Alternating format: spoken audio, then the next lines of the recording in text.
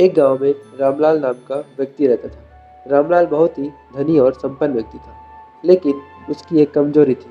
वह केवल धन संपत्ति के बारे में सोचता रहता था। उसकी इस आदत से गांव के सभी लोग परिचित थे और उसके ऊपर गांव के सभी लोग हंसते थे। एक दिन गांव में एक साधु आए जो किसी की मदद करना चाहते थे। साधु ने गांव में आकर देखा कि गांव के लोग आपस में बात कर रहे हैं। तब साधु ने गांव के लोगों के पास जाकर बोला,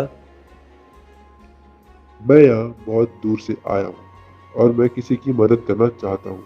तब गांव के व्यक्ति रामू ने बताया कि हमारे गांव में एक रामलाल नाम का व्यक्ति रहता है जो बहुत ही लालची है। रामलाल के बारे में सुनकर साधु उससे मिलने के लिए चले गए और रामलाल के घर पर पहुंचे।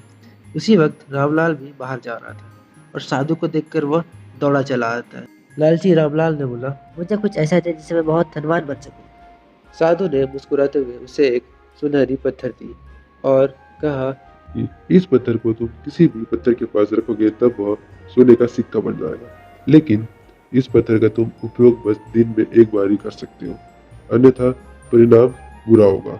यह सुनकर रामलाल खुशी के मारे उछलने लगा और नाचने लगा। वह तुरंत ही उस पत्थर का उपयोग करना चाहता था। उसने पास के जंगल में ही जाकर बहुत से पत्थरों को इकट्ठा किए। वह हर सुबह पत्थरों को इकट्ठा करने आता था और उसने पत्थरों को इकट्ठा कर करके बहुत सा सोना बना लिया था और वह खुशी से उछलने लगा।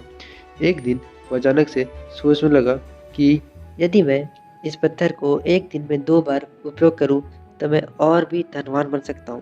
लालच ने उसे चैन लेने नहीं दिया। जैसे ही उसने उस पत्थर का प्रयोग दूसरी बार करना चाहा, तब उस पत्थर ने अपना रंग बदल लिया और रामलाल हक्का बक्का रह गया। अभी सोने के सिक्के मिट्टी के ढेर में बदल चुके थे। रामलाल ने लालच में आकर उस पत्थर का प्रयोग दूसरी बार कर लिया। उसे साधु की शर्त याद आई, तब तक बहुत देर हो चुका था। गांव के लोगों ने जब यह खबर सुना, तब वह रामलाल के घर दौड़े चले आए। साधु ने रामलाल को समझाते हुए कहा कि लालच का परिणाम हमेशा दुखद ही होता है।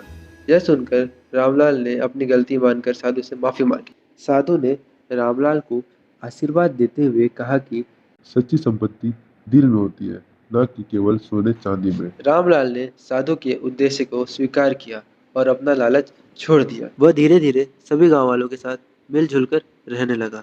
इस प्रकार एक लालची व्यक्ति ने अपने गलती से सीख लेकर एक नेक इंसान बनने का मार्ग अपनाया।